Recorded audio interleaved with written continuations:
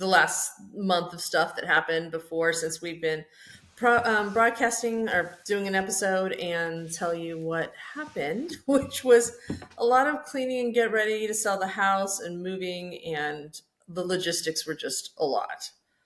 And the holidays were thrown in there somewhere. Yes, they're on the holidays.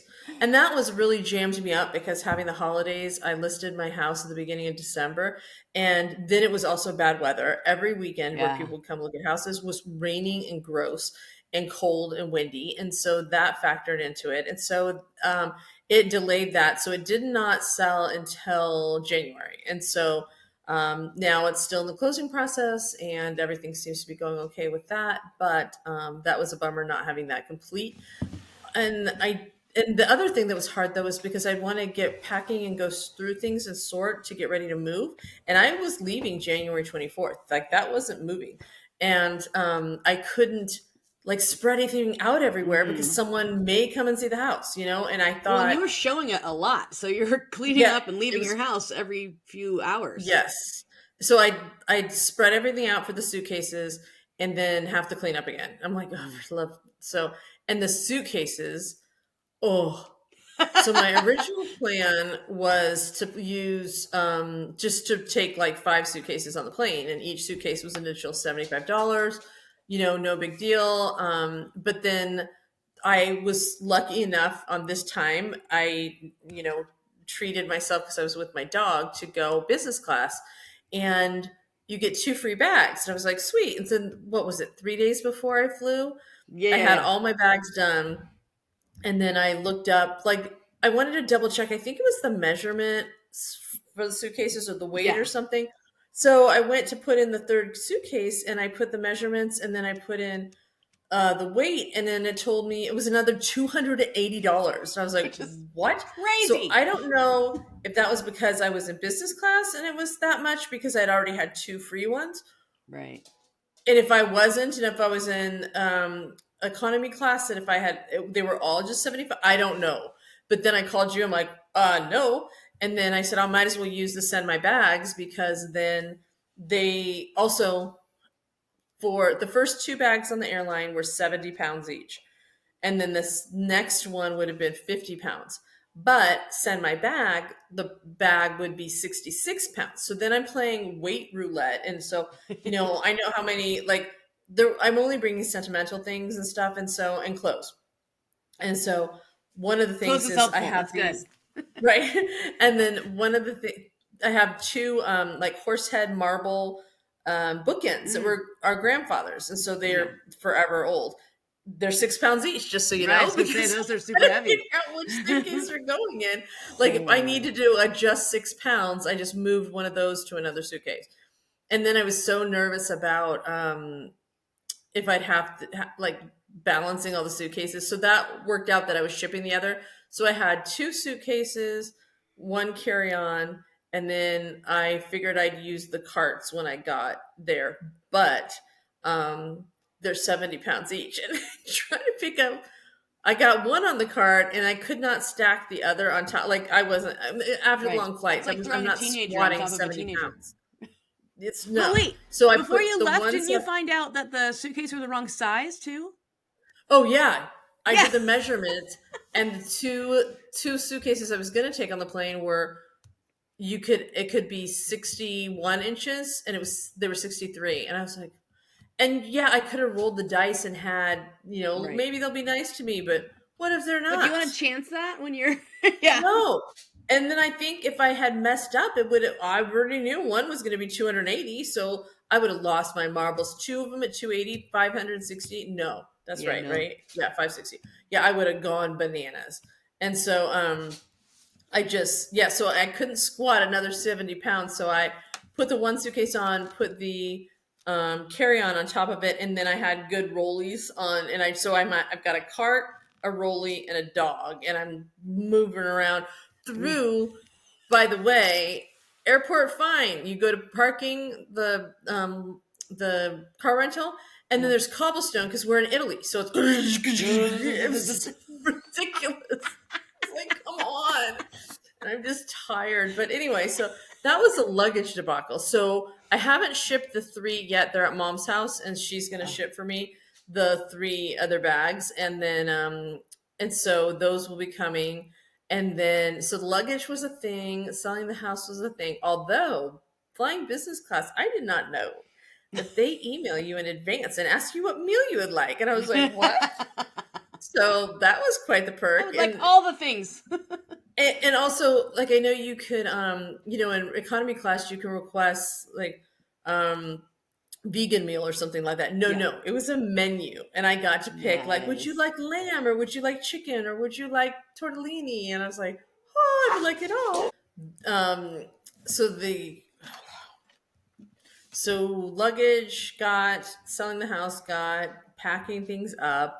Um, what else was there? Oh, I also found out that selling the house, I'm used to DocuSign and all that, which is fine. Yeah. But I forget you have to, you do the notary. I've always had them come to the house for the notary. Right. Since I'm in a foreign country, I have to go to the embassy to get my house documents notarized. So Just to somebody from America is or not yes, American. someone from, because yeah, and so I don't know the that's fancy gonna words. be, It's too early in the morning. I know, I know. You're early, and so you're at 8:30 a.m. and I'm at 4:30 p.m. But I am on vapors from like a busy 10 days kind of thing. Yeah. That's how long I've been here. But yeah, so I have to find. So there's an embassy in Palermo, so I have to figure out how to Oh, that's not schedule too bad. that. No, it's not bad, and also I can do some shopping. Right. But I am like, that's a new thing. So, Right. but at least I know they'll speak English. So that'll be good. Right? What are like 'Cause- tiny relief? I gotta tell you yeah. though, speaking of English, I have got my class wants to learn Italian now because Oh. enough of them have Italian heritage, and I happen to be talking about like our travels and stuff like. I want to learn Italian. I'm like, well, I have a book that has Here we stickers, go. and we can put the stickers all over the classroom. I said, so I might not be able to have a conversation, but I could tell people are a table and a door, and I think I'm going to do that too. I'm going to like post things everywhere, but I'm kind of concerned because it's real. The one big perk about doing the social media stuff is that so many people reach out and say, I'm coming to Miss Melly. Can I say hi? Can I see the house? Whatever. yeah. So like people are coming in and out of the house all the time, and they're just going to think I have dementia or something because I'm got stickers all over that say like bed and table.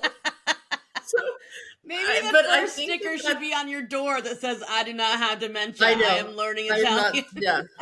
But also because of the construction and things that are going to be the projects that are be happening, it's good that I know those words. Like, so household words are the ones that I should learn first. Right. I seem to be able to eat just fine out, so I don't need to eat.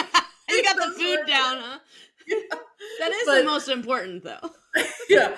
So I think I might do that. I know that in my other suitcases I have like flashcards and stuff coming. So I definitely, that's really been frustrating. Frustrating, but I can function.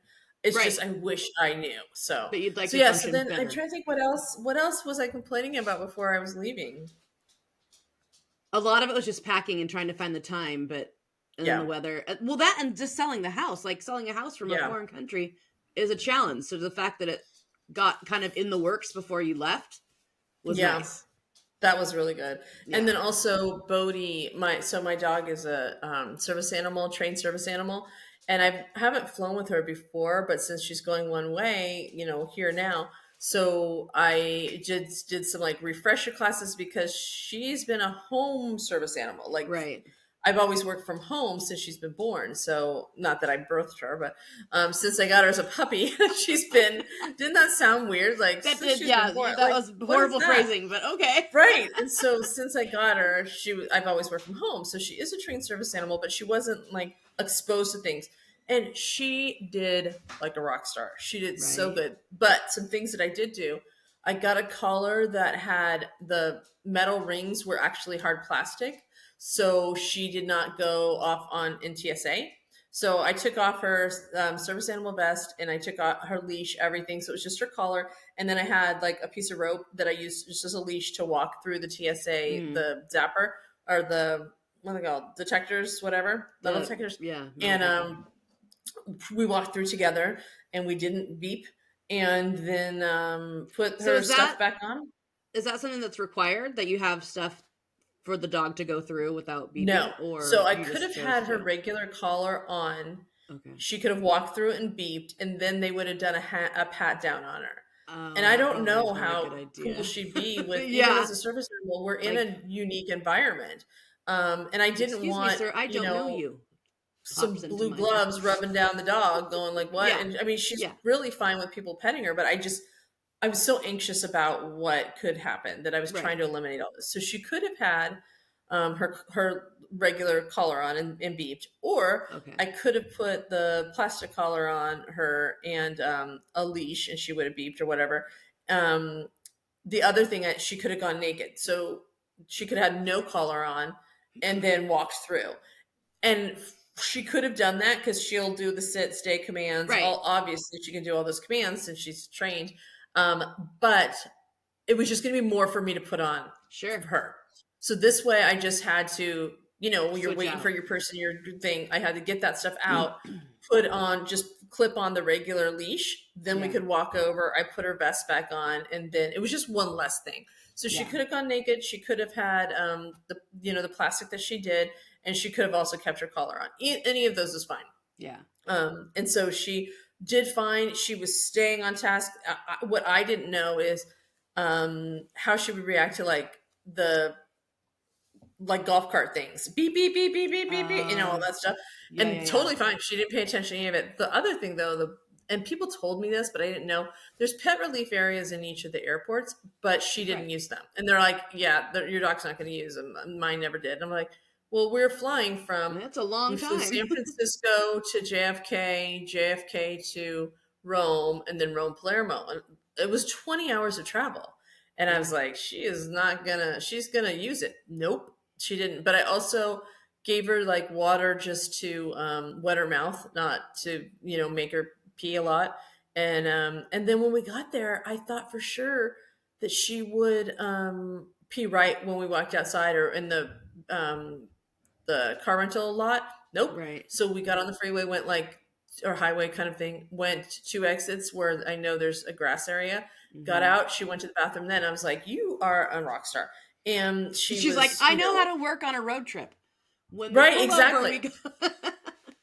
But she was, totally in worker mode. All the flight attendants petting her, all this stuff, all my anxiousness about, oh, this is going to be a nightmare. She did great, and she Awesome. just slept at my feet the whole time. A couple times when she could sense that I was probably my heart rate changed, she'd get up, lick me, and then lay back Mm, down, and yeah. so it was good. So that was another thing I was really worried about. So I was worried about luggage, the dog, and also I got all her certificate, like her health certificates, all that. Nobody even looked at them.